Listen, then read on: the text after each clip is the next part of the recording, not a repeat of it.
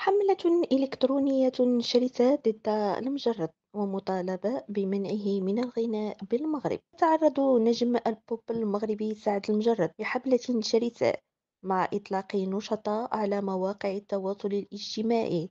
عريضة رقمية تقول لا لحفلات سعد المجرد بالمغرب، إثر انتشار أخبار عن إحيائه حفلا بمهرجان موازين في دورته 19.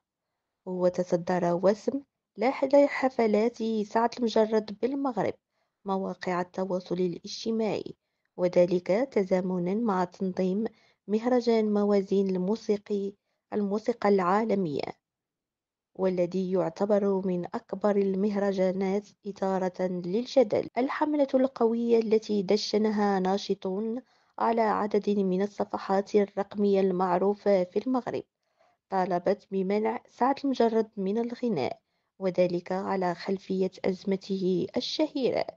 وتفاعل رواد مواقع التواصل الاجتماعي المغاربة مع العريضة التي انتشرت خلال الأيام الأخيرة، وانقسمت الآراء بين مؤيدين ومعارضين.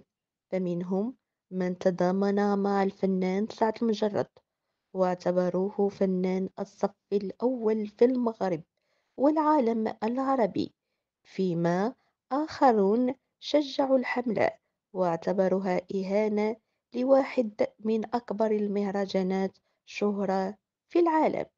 وأفادت وسائل الإعلام المحلية نقلا عن مصادر بأن إدارة موازين نفت خبر تواصلهم مع سعد المجرد، وأنه لم يكن مدرجا ضمن برمجة المهرجان نظرا لقضيته. من جهته قال النجم المغربي سعد المجرد أن سبب غيابه عن إقامة الحفلات في المغرب منذ 7 سنوات يعود إلى رغبته في العودة للقاء الجمهور المغربي من خلال منصات مهرجان موازين.